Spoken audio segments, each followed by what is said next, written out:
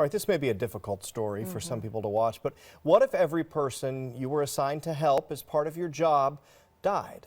Well, that's the life of a hospice nurse. Tonight, Fox 26's Chris Stipes tags along with the Houston Hospice to gain valuable insight about life and death.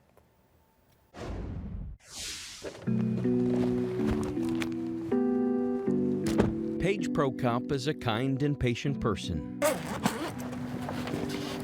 You see it in her eyes and by the way she talks. It's a time of life that people need help.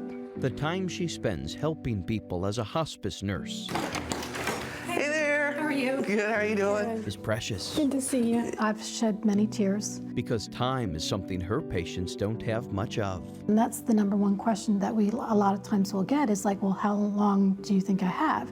And you know, that I don't know. The mother of two has spent the past 2 years driving from house to house, making final months, weeks, and days more comfortable. I tell my patients that, you know, we're going to take it one day at a time. Her patients will not get better. I think a lot of people have anxiety over what's going on. They're all dying. There's always a plan. We're always going to have a plan, and letting the patient know that they are not ever going to be alone. Here for the hug.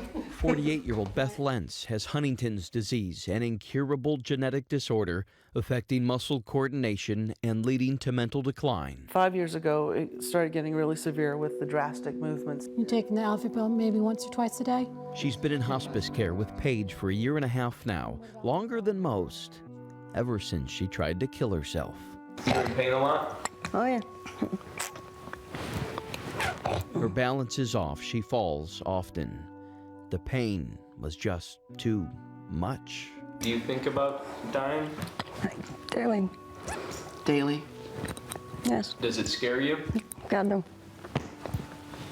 No. Never. Why not? Why should it?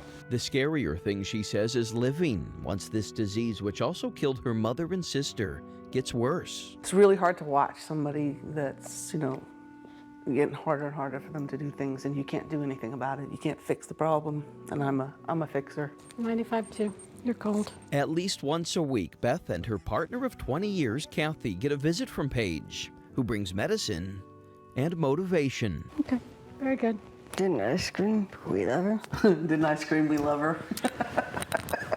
You do develop that friendship, and you know you're losing a friend. You know, and it's sad. She's constantly meeting people, getting involved in their lives, and then losing them. So it's pretty tough, and only I think amazing people can handle that.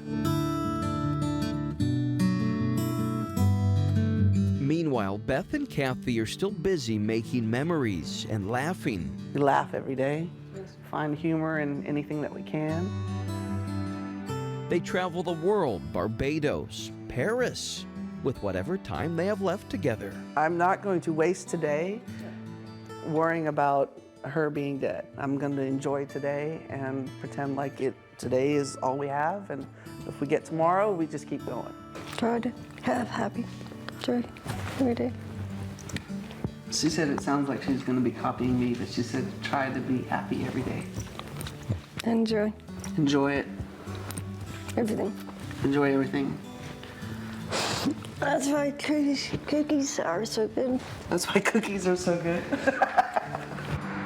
Houston Hospice, a nonprofit organization, cares for 200 in-home patients at a time and dozens more at their facility in the Texas Medical Center. Are you afraid of death? No, I don't think I am. I before starting this job, I would have said yes to that. We have no control over it, so when that time comes, it's going to come. So it's out of our hands. Beth, what would you say to people who see this story that do take life for granted? They take their health for granted. What would you tell them, knowing what you know? No. Don't. Period. Period. Treat people in your life with care and love. You know, don't worry about the things, because you can buy more things, but you can't buy quality of life. You can't buy more life.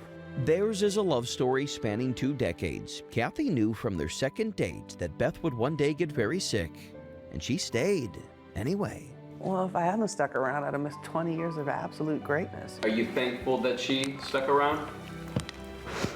Shocked. Shocked? I'll see you next week. As for Paige, she too will stick around until the end, when the next person will need her helping hand. It's very sad, but I know there's still others out there to help. All right. Thanks. You're welcome. See you later. I truly think that we do make a difference. I'm Chris Stipes, Fox 26 News.